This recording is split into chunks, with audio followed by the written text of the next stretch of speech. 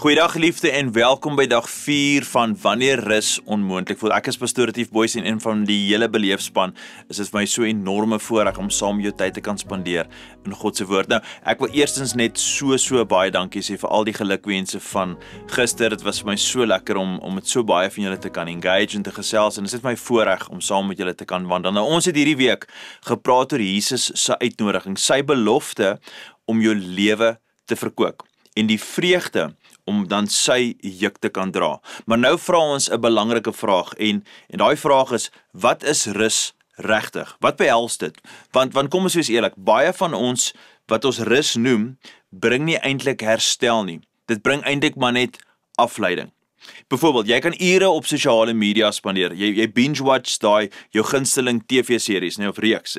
Selfs 'n naweek wegbreek. En daar's niks fout met rus of TV kyk of wegbreek nie, maar tog baie keer as ons terugkom van hierdie wegbreke af, dan voel ons nog steeds moeg. Hoekom?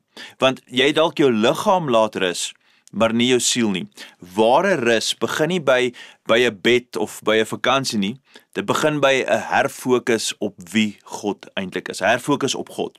Ek wil jou vandag hierdie definisie gee wat jou dalk gaan help om rus en geestelike rus regtig te begryp. Rus is wat jou fokus terugbring op die genade en die goedheid en die heerlikheid van ons hemelse Vader. Dis nie iets passiefs nie. Dis God se teenwoordigheid in ons lewens. Dis wanneer ek en jy ophou streef en begin onthou wie hy werklik is. Rus vra nie dat jy iets verdien nie. Dit nooi jou om net weer te sien. Dis hoekom ons in Psalm 46:11 lees ons Dawid se woorde: bedaar en weet ek is God. In 'n ander vertaling sê dit: wees stil en weet ek is God. Beide is waar, beide is nodig, stil word, om te bedaar en te besef, ek en jy, ons is nie God nie, maar God is God.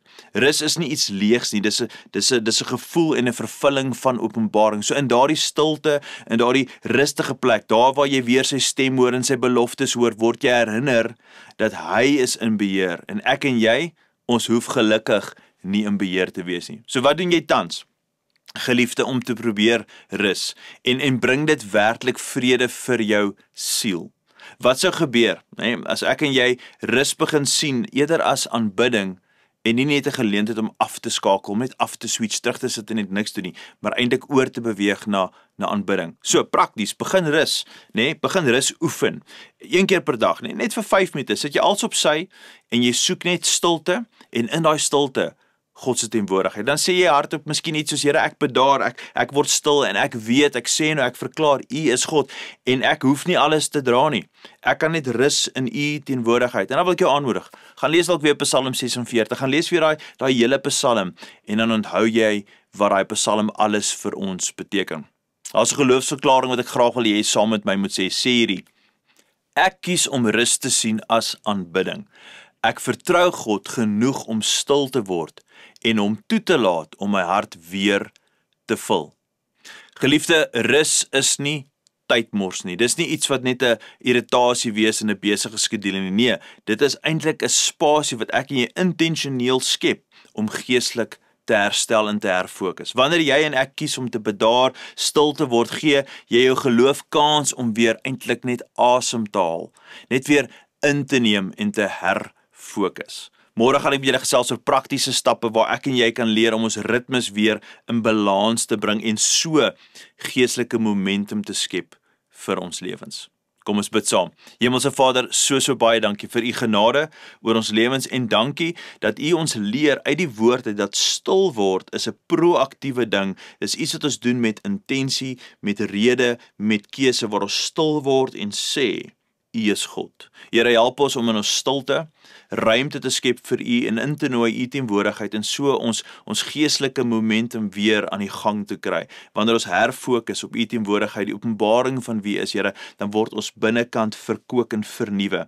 Dis my gebed vandag in die naam van Jesus dat ons almal die rus en die vrede sal ken wanneer ons tyd spandeer in U teenwoordigheid. Nie gevul met baie woorde nie gevul met baie dinge nie, maar net die stil word en die wete dat ons kan sê: siel bedaar, gemoed bedaar en weet dat U is God. Ons bid dit als in die mooi naam van Jesus. Amen en amen. Geliefde, gaan in vrede. Sien julle môre.